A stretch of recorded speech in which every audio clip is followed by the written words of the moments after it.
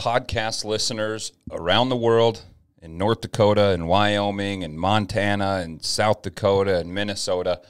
We have a great podcast lined up for you guys today. Something that has been on my mind, something that has that takes no notes, that you don't have to write down a podcast script or talking points for what you're going to say. This stuff is ingrained in your head and has been since you were young, and it's something that I've touched on in the past, and I gave you guys the information that you needed at the time. Now it's been weighing on me about how addiction is thrown under the rug, how it is looked down upon as a weakness, and how it is a character flaw. And when somebody looks down on somebody like that, not purposely, but looks down on somebody like that, I want to ask them that question. Hey, when was the last time that you had a drink? When was the last time you watched porn? When was the last time you watched Netflix, got on your phone? Once you have that out of your frame of reference, once you have that out of your life, then maybe look down on somebody. But I was reluctant to talk about this because I've talked about it before, but like, this is the nitty-gritty. This is the psychology of an addict, how the brain works, how that person's perspective of life is skewed, because there's one possible thing that is important, and that is all you're looking to achieve, is that feeling or that thing. And it's gonna be very good. It's gonna be very vulnerable, and a lot of stories that I've never talked about before in my life. And so this is something that I don't struggle talking about it. It's just it's looked down upon, and I want to change how that is, because the reason why this came up, and we're just going to jump right into it. The reason this came up is I was part of some interviews with some high school kids, and they're doing stuff I would have never even dreamt of doing when I was at that age. So they had to put in applications for what's called Leadership Dickinson. And Leadership Dickinson is a program that exposes kids to the community, allows them to see business owners, see how people run their businesses, and go from the top and bottom. So I was sitting there, and if it's God, I definitely believe it is, but put a guy named Tyrell Brown in our room. And he talked about how he is doing work with a nonprofit, and this nonprofit's called F5, and it's pretty cool. It's the F5 button is the reset button on computers, not for my Mac boys. We don't need a reset button, but the reset button on life and being able to reinvent yourself. Okay, get back into the workplace, be a successful person. If I don't fit that docket, I don't know who does. I'm not saying I'm a Fortune 500 business owner, very successful, dude, far from it. But I went from the lowest of lows, being an addict, chasing something to live, to being able to own a business, to being able to elicit change in people's lives, to being a college strength and conditioning coach, to things that I never would have thought I would achieve. Never. So I will be going and helping out with this program. It's a really cool program, being able to bring people from addiction back into the workplace and hopefully be successful one day. And that is the plan. And so then we started talking, and he asked, like, dude, why are you so interested in this? Like, what's your background? And he obviously knew what was coming, but I was like, dude, I've been clean for almost 6 years now. Something I'm very passionate about, and something that I really want to dive into and talk about. So I gave him this spiel. And so when I talk about the nitty-gritty, this is the meat and potatoes of addiction, people. This is the stories. This is the stuff that I didn't say at the first podcast. This is the stuff that all I said was, yeah, I was an addict on pain meds and a trash can junkie on everything else that you could possibly think of. Obviously, opiates being my drug of choice. And so it all started very, very young. It all started very, very young. Having what I thought was normal growing up, which it wasn't. Nobody's is. Give you that. I had a very separated childhood. And at that, very unhealthy on both ends. And nobody does anything perfect, but it was very unhealthy on both ends. Having addiction in my family, having a father who struggled with alcoholism. I had a mother that had her own issues. And so having that in my brain, I was always chasing gratification. I was always chasing the opinion of others, and I was able to actually do well with it. I was able to get a good opinion of others and have people look at me in a certain way that I wanted them to look at me as. But it created a culture of chasing a thing or chasing gratification. And so I've always been an impatient person in my entire life, and I'm impatient right now. I'm probably one of the more impatient people you're ever going to meet, which it plays to my strengths and it also plays to my weaknesses. But I was always chasing for something. So when I felt bad, I wanted to feel better right now, not in 20 minutes, not in 3 days. I wasn't going to address the emotions that I had. I was going to suppress those emotions. And so started off early, started off as I believe a freshman or a sophomore in high school, doing my first hydrocodone. I still remember where I was. I was downstairs at my parents' house. I did it on a computer desk, and it was the first time I ever did it. And 3 people were splitting one hydrocodone 5, okay, 5 milligram for those peeps. And I kept on like, am I going to overdose? Like, is this too much? Like, what do I need to do? What happens? What am I going to feel like? X, Y, and Z. And that point on, I was chasing a feeling, almost not even a feeling. I was chasing the drug, yes, but I was chasing to get away from an emotion, to try to run from how I felt at that specific moment. And at that specific moment, you don't think about it because you have drugs in your pocket. You have pain medications. You have a script because you had 3-4 shoulder surgeries and a knee surgery.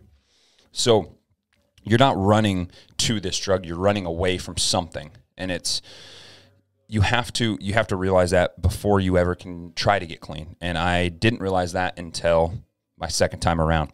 And so from there, man, it got ugly. Very specific stories. I had surgeries, and from that surgeries, I was able to have a plethora of options because this is 2010 to 2013. And during that time, the pain medication landscape was doctors are getting incentives to give these out. So they're going to give them out. They're going to increase their paycheck. They're going to get these bonuses from these companies. And so it was very easy. It wasn't, people are like, how did you get a hold of this stuff? Like, an addict has a way of getting what they want, a smart one at that. And man, I remember specific stories going to doctors, and I had just had surgery, got cut off from pain medications, and I actually had something wrong with my foot. I think I broke it in wrestling practice. And so before I went into the doctor's office, this is crazy, people. You got to think how crazy this is and how far people can come. I'm waiting in the waiting room, and I have my left foot, my left shoe off, and I am grinding my other foot into that one, rubbing it raw, turning it completely red, inflamed. Looks like I just got ran over by an ambulance. And so I go into the doctor's office, and I was like, dude, I think I broke my foot. And he's like, holy crap, like, that is inflamed. Like, when was the last time this happened? I was like, this is 2 days ago. He's like, it's been like this for 2 days. Obviously a lie. Bang. Got what I wanted. Easily. And that's, dude, there's endless stories about that. It's easy. And so it started there. It started very early when I was running from changing a frame of mind. and I was trying to change that frame of mind, and pain medications were the first thing it introduced to me. I was never a pot smoker. I didn't like it. It wasn't my thing. If I could find pain meds, that's what I was going for. And so this is where it really, really progressed. Freshman, sophomore, junior, senior year of high school is when it really took over Worland as a whole, but it also took over my friend group. And my friend group was all involved in it. All of us, every single one of us. And not mentioning names on purpose, but man, it got so bad early on that we would go to the bathrooms, in the locker rooms, whatever, and be snorting pain medications. It just sounds crazy, man. Seeing a lot of these kids that I've been interviewing for high schools, and they're doing so well. They have their head on their shoulders. They're doing so well. They're interviewing for a leadership position. At that time, I could care less. As long as I was playing and starting football on Friday nights, and as long as I was the best wrestler in the state of Wyoming at my weight class, that's all I wanted.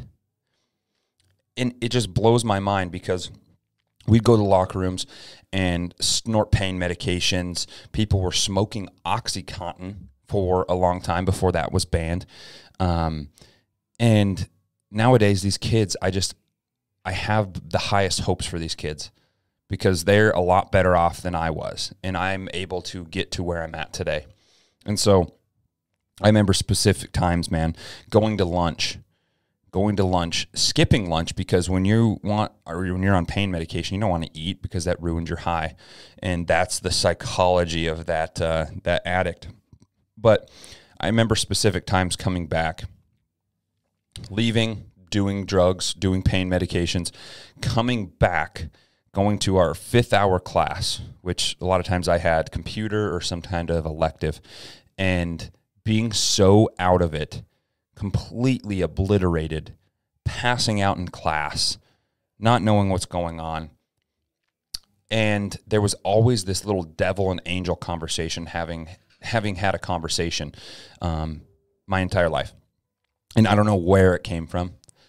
If it's my parents instilling good character into me, if it's God knowing that there's something more in my life for me than what I'm doing now. But I was always part of this group that was in trouble, doing drugs, partying, doing all the things that you wouldn't want your kid to do. And then I was a 4.0 student. I was the star football player. I was the starting running back, the starting quarterback, top 2 in the state in Wyoming for wrestling. I was living this double life, and I got adrenaline rushes from it because everybody would see me and my friends out in public and, oh, how's it going? You guys are such good kids. You guys are such good kids. Like, keep it up. I'm so proud of you guys. While we're just obliterated, where we just came back from a party, we just left for lunch and are so messed up that you couldn't even tell. Living this double life gave me this adrenaline rush, this rush that I was a good person still. I was a terribly, morally flexible individual that I would never want my kids to be. But talking about this, explaining this, talking about the psychology and the mental mind state of an addict is what will help others not become that. And things got really, really bad as I started hanging out with older people, and just time progressed. Started having surgeries, and I remember having my very first shoulder surgery. I was number 2 in the state in 195, and we had our home tournament in Worland, the Battle of the Bighorns, and I had to get surgery. I had to stop the season and get surgery. This is the year that Worland won the state championship, and I still remember to this day, you start getting more friends. You start getting these creepy individuals starting to text you, get your number, hang out with you after you have surgery. There's a reason to that. They weren't for real friends. And having real friends now, I know that was such a very superficial relationship. But I remember being so jacked up, just gutless, mindless, have no thoughts running through my head. Sitting downstairs in my parents' room, in my parents' basement, watching Zombieland, Super Troopers, so jacked up that I couldn't even finish 5 minutes of a movie, sitting in a sling, just absolutely crushing pain medication to the extent where I'm passing out, where this is how people overdose. And I'm passing out, can't breathe, wake up, do it all over again. Do it all over again. That is the life of a heroin addict. That is the life of somebody that's addicted to opiates. And that's when it really got bad. Friends started getting pain medications. I started getting them with surgeries, and doctors were handing them out like candy. And so I had a good friend. He's actually he's a very good person. Well, long story short, through family was able to, not legally, but had surplus amounts of tramadol. And tramadol is an anti-seizure medicine. It's not a narcotic per se, but if you take 25 or 30 of them, they're going to mess you up. And so we were getting ready for a dance, okay? And this is the psychology of that addict. Going to the movies is okay. Going to the movies high is much better. Going to a dance is not really that fun. Going to a dance high is very fun. And so we had this perspective, and all of us shared it. Well, we're giving each other haircuts, terrible haircuts, man, like looking bowl cuts, all right? And we're snazzed up. We look good. We decide that we're all going to take 15 tramadol. And with tramadol, you have to take a bunch of them to feel these effects. But the biggest and scariest thing is you take too many of them, they cause you to have a seizure. And we had a friend who, we just got done cutting hair, went into the bathroom, locked the door. And we hear this just smack, and he's not responding. We're yelling his name. Hey, banging on the door. Nothing, okay? So we have to break down the door. Luckily, it wasn't a very sturdy door. We broke down the door. He is naked because he was peeing. He passed out standing up, hit his head on the back of the toilet, and was in a full-blown seizure. Eyes in the back of the head, twitching on the floor. And this was a moment that you would think would scare you straight. No, there was nothing more important at that point. And so he's having this seizure, and we're pouring water on his face, doing all this stuff, and we're freaking out. We're like, dude, like, wake up. And the only thing that brought him back, we were pouring water on him. Well, I punched him in the face 2 times. I just gave him a good little licking, good little clock on the head, right on the cheek, and it woke him up, brought him back too. And he had no idea what was going on. He had no idea why he was naked, no reason. This is the psychology of the addict. This is where it makes no sense. At that point, you almost lose a friend. He's almost dead. And we proceed to take more, go to this dance, have a heck of a time, and go. But the thing with pain medications and the people that attracts, it's a very introverted person. If you're doing acid or smoking weed or doing all this stuff, it's very a social thing. Like, it branches you out. Same thing with people with drinking. Think about alcohol. You intake alcohol to be more social, to have that social lubricant, people call it, or the liquid courage. Pain medication is the opposite way. It really keeps you within. It keeps you thinking your own thoughts, staying within, not wanting to do things. And that's something I've had to fight my entire life because that's how I am naturally. And I've been able to kind of flip that out on its head. I now am a very social butterfly, my wife would call me. I don't stop talking, hence why I started a podcast. And it's just crazy to look back and think about those stories and not how they had no impact on scaring us straight. None. Never thought about stopping at that point. We continued to take more pain meds to go to this dance. And there's endless stories like this, people. And once I got clean down the road, this next story is kind of what really, really hit me. It hit me in the throat. And it was a low of low. And before I say this, for people that would judge somebody for this, somebody that would look down on somebody for this, I have no respect for you. If you look down on somebody because of something like this, I have no respect for you, because I could analyze your life, find some type of addiction, and look down on you for that. So I'm just throwing that out there before we do this. My senior year of high school, my dad got, he had 7 back surgeries in the matter of 1 year. And he had all these surgeries. It was terrible. It was absolutely terrible. Well, the last straw, he went to Arizona. He went to the Laser Spine Institute. At the Laser Spine Institute, he had so much scar tissue from these other surgeries that the laser couldn't cut as effectively as they wanted it to. So when they were having the surgery, they couldn't get all the work done, and so they sent him home to the hotel room so they could finish the job the next day. Well, in hindsight, that's malpractice. You gotta make sure that your infection control is at an all-time low. And anyways, sent him home, got back, and about a week and a half later, my dad would always yell downstairs, wake me up for school. Well, I didn't get woken up for school.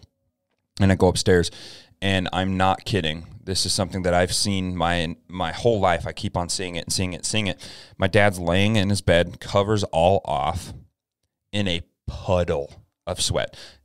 People, you've sweated before when you've slept. This was a puddle of sweat. The entire body of my dad was just covered in sweat. There's a huge 5 foot on each side ring of sweat. And I wake him up, and he's combative. He has no idea where he's at. He's asking who the hell I am, doesn't know what's going on, doesn't know where we are, who I am, what we're doing. And he's sweating like crazy. We take his temperature. I think it was 102, 103. He ended up progressing all the way to 105. And he had an infection in his body. And we took him to the hospital, and they had what was staph infection. Started in his back. He had such a bad fever. He was in a sense of hysteria, didn't know where he was, what he was doing. And so we had to life flight him to Billings. And long story short, he had to stay 2 months in the ICU in Billings, had to get life flighted out there. And at that time, I had to take off of 2 months of school because we were in the ICU, and the doctor said he's not going to make it. He's in a coma. He's not going to make it. That's what they were telling us. So we had all of the brothers from Salt Lake fly out. We had his parents fly out, my grandparents. It was a terrible, tragic thing to happen. And so I took 2 months off of school, moved up to Billings, stayed in a hotel room for a while, stayed in the hospital for a while. It was not an ideal position. And at that time, I was still struggling with pain medications. And I remember having every single type of pain medication available to me because my dad had them. And it was a very low of low time because your addiction takes precedence over everything. Of course, I was there. I was 100% always there, being with my dad, hanging out, doing all these things. But was it better when I had pain medications? That's the problem. That's the absolute problem. And so I was stealing pain medication from my father and doing what I wanted with it. And that's a very low of my life. And so that's why I prefaced it. If you look down on people for stuff like that, let me analyze your life, and I'll find your low of low, and I will degrade you about that too. So don't look down on people for that, because people change. People hit the F5. People do that, and they turn around. And so I was talking to an athlete yesterday, and actually I can name his name. Jay Liggins, played for the Philadelphia Eagles for a while, played at Dickinson State with me for a little bit.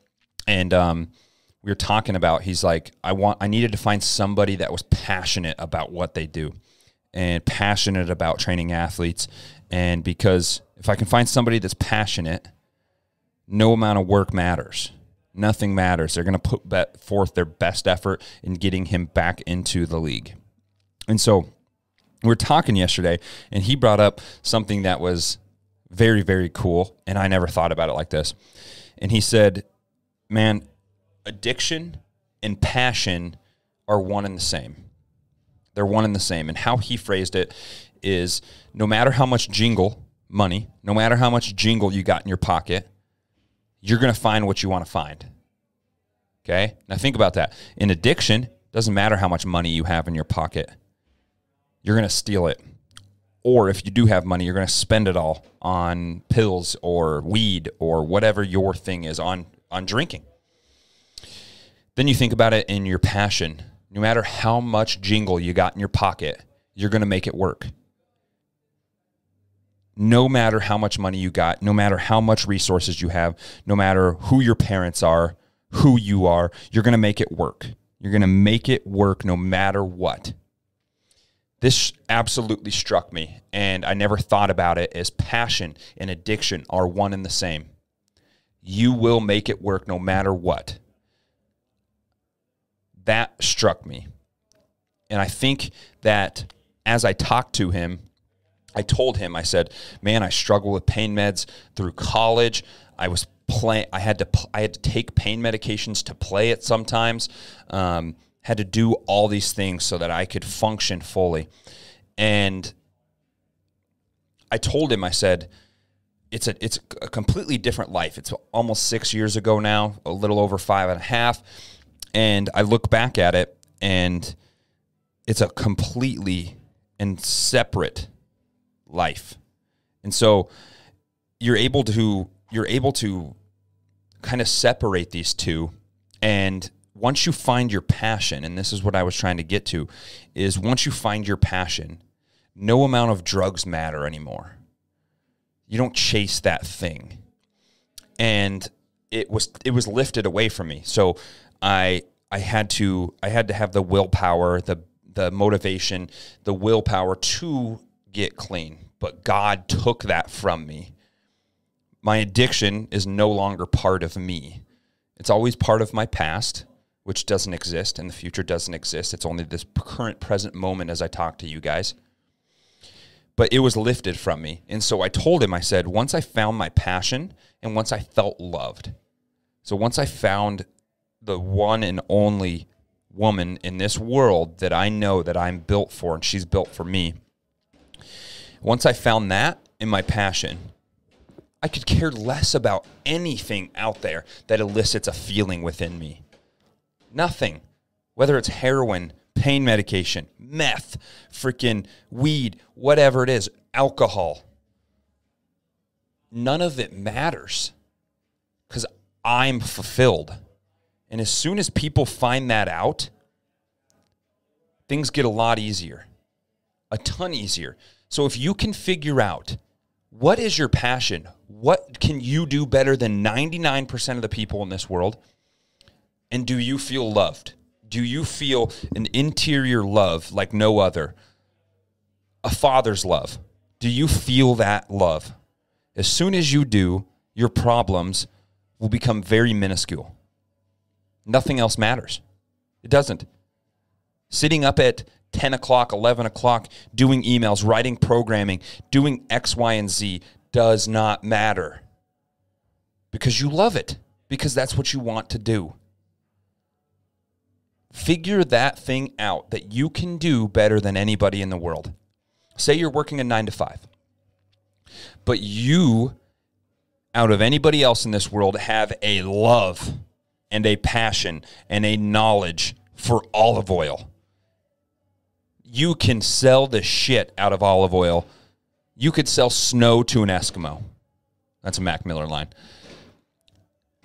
Then you can completely be fulfilled. You can be completely fulfilled if you drive and push and go for that simple thing. For me, I filled a hole with drugs. As soon as that hole was filled, bang, gone.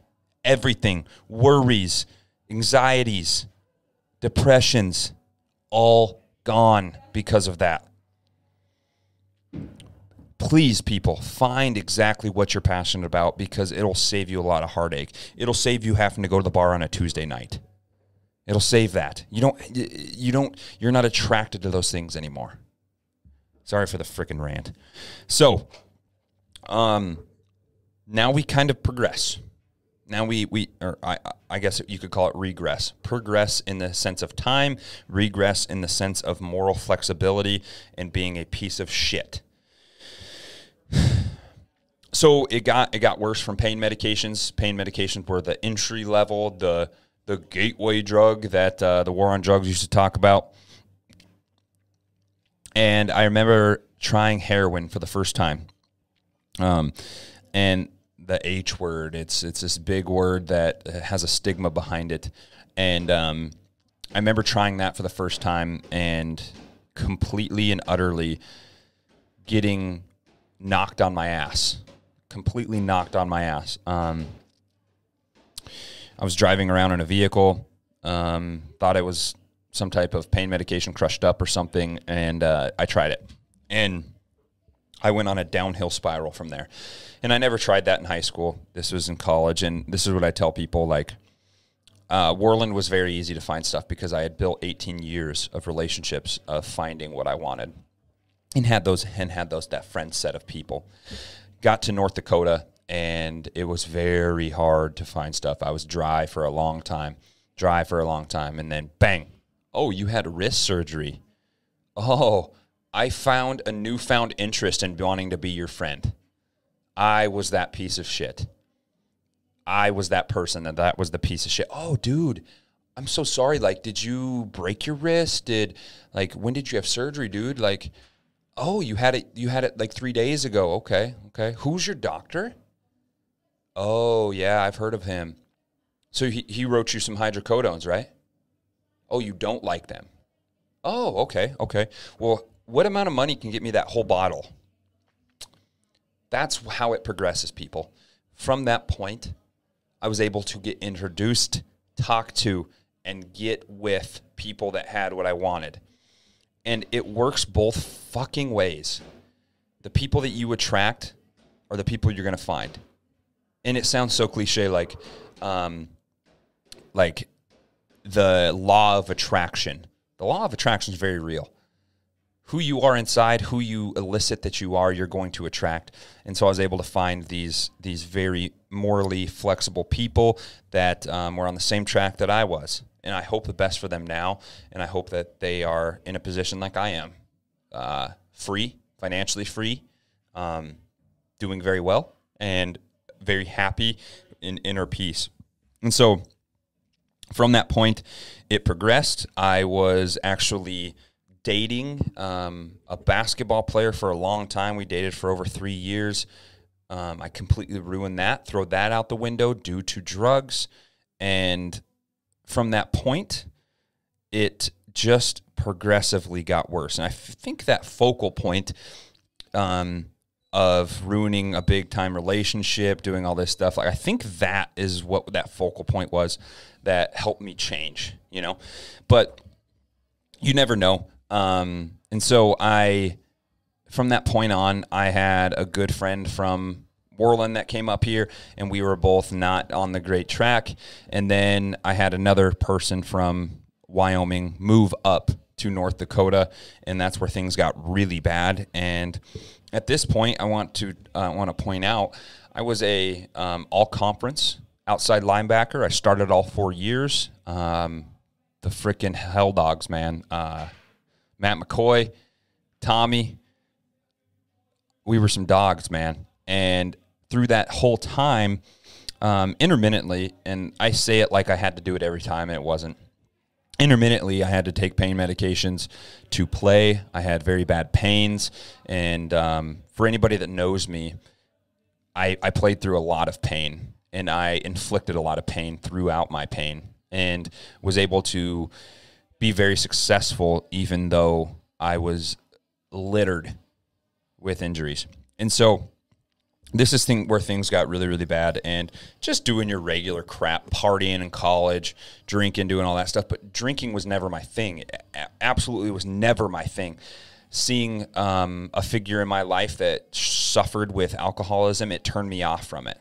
You either go one of two ways. If somebody in your family is an alcoholic, you're going to be an alcoholic, or you're going to go completely opposite of that, and that's what I did. And so it was never, ever my thing. Obviously, drank with my buddies, hung out, did all this stuff. But as soon as I could get pain medications, I could do pain medications and drink because that's fulfilling the problem, the emotion that I want to suppress. And so, like I said, trying heroin, and it was all downhill from there. At that point, I was playing ball and starting and doing well. That year, I led the team in sacks. Like, it was awesome. But at some points, like, I had been doing H before going to a game or before practice because my body hurt so bad. And then I got to the point where it dried up. This person got in trouble, okay? And I was withdrawing. I was going through all this stuff, and it got really, really bad. And I remember distancing myself from college roommates, living in the Hawk House, the original Hawk House on the south side by Frankie's. Dude, they need to burn that place to the ground. But originally living over there and distancing myself, having this individual that was the druggie come over while my college roommates are playing Xbox, hanging out, doing whatever, and introducing them to him, and he's like he's in rough shape. He looks and feels like a drug addict. And I didn't. So they're like, oh, cool. Like, who's this guy? Like, very weird that he's coming around. But I started distancing myself from the people that were doing good things, my roommates, my friends. And I distanced myself so much that I still feel those residual outcomes today where any of my college roommates come to town, there's only one of them that would call me. Nobody else would call me when they come into town. Maybe it's because I'm married. Maybe because I go to bed at 8 o'clock. But, yeah, I never thought about that. That kind of sucks. But, anyways, I distanced myself from them, and then I got to the point where it started drying up, and I was withdrawing, going all through these things. And I was still able to get what I wanted to get, but I came clean. I called my mom, and I called my coach. And I've told this story before, so I won't bore you with it. I'll just basically go over it. I called and said, "Hey, things have got worse. I've gone further than pain medication. I've never injected anything or anything like that, but I've gone past pain medication into heroin. Things are not good." And so I called my mom. She drove all the way from Worland, Wyoming, up to Dickinson. Stayed with me for a week, got me space heaters in my room as I was not feeling good, obviously. And I went and I fessed up and I told my my head football coach, who is now a what do you call them? A coworker of mine, being able to be a strength coach there. And so I talked to him, and he was the most supportive individual at that time. Said, "Colby, you've been an amazing football player for us. You've done very good things. You're a role model, and it blows me away that you're where you're at right now. Like, you're stuck in where you're at right now." And so he took me to the hospital. My mom wasn't there at the time. He took me to the hospital, stayed with me for hours on end as they pumped me full of drugs to stop withdrawing.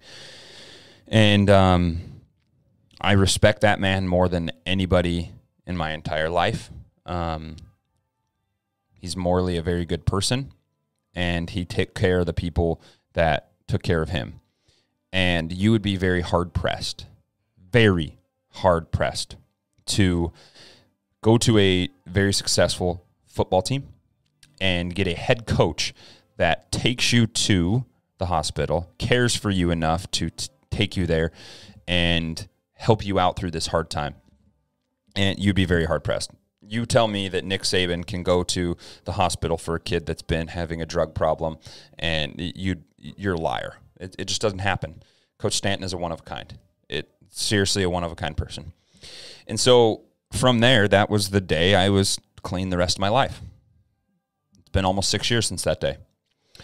And it's crazy to see and look back at the wake of destruction that the drugs did to people around me, friends, family, teammates.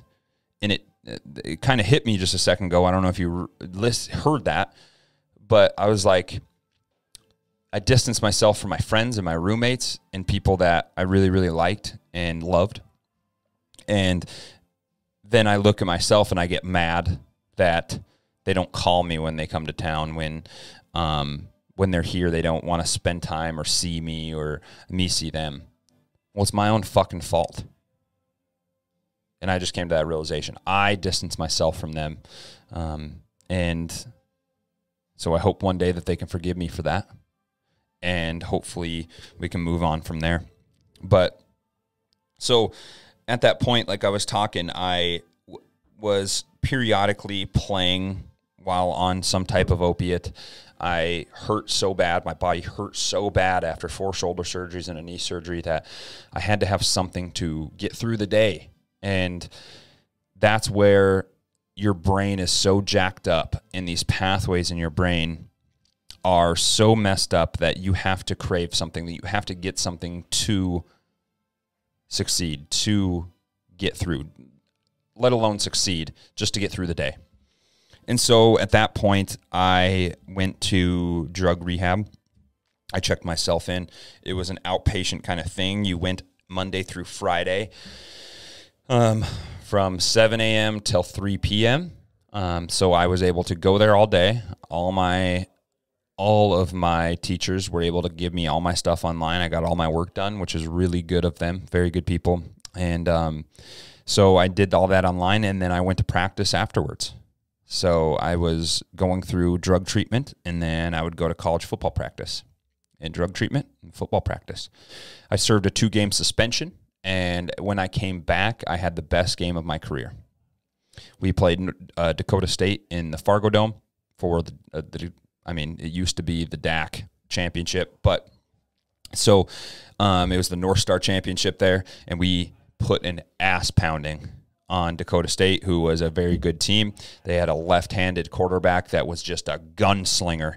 They had a tight end that it was my whole job to make his life miserable, make it the worst day of his life. He was a big old strong bastard, South Dakota boy, throwing hay bales and frickin' heifers over the fence. And just a big old strong strapping son of a gun. And I made his day hell. I talked shit. I pancaked him. I did everything in my power. I got in his head, made his day absolutely miserable. It was like one of those moments where your 8 Mile moment, like these two guys coming up against each other, the best on the defensive side of the ball, the best on the offensive side of the ball. Who's going to win? Who's going to gut it out? And I played my freaking ass off that game. I felt great. We made ESPN for this game. It was legit. And from that point, I felt inner happiness with teammates. I felt inner happiness with myself, and I wasn't on any type of pain medication or opiate. And so it felt really good to come back, and it was almost that Cinderella story for me, because I could have came back and had the worst game of my life, got sat on the bench. Coaches were like, well, he's washed up, he's done. No, they gave me another chance, and I was able to do well, very, very well. We ended up winning the conference that year, doing very well, playing Montana Tech in the playoffs, and had a heartbreaker at the end there. Anyways, it was really, really, I came to some realizations during this podcast to kind of see the residual effects, this wake of destruction that addiction can give and can have.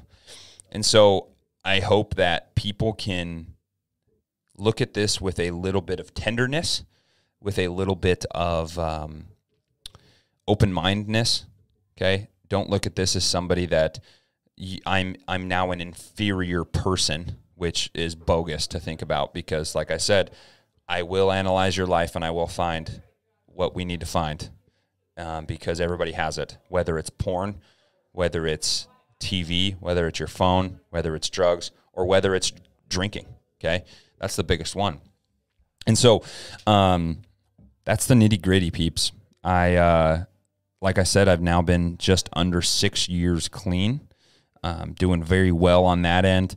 And the one thing I want to leave with you guys here today is the thought of passion and addiction. I'm going to say this again because when Jay said this the other day, it hit me like a ton of bricks, and it made a lot of sense. Let's look at the passion side. You hear about the Gary V's, the Jeff Bezos, the Elon Musks, working, sleeping at their shops, getting what they think is what they're the best at in the world out to the public and having impact. At the start, they didn't have much jingle in their pocket, okay?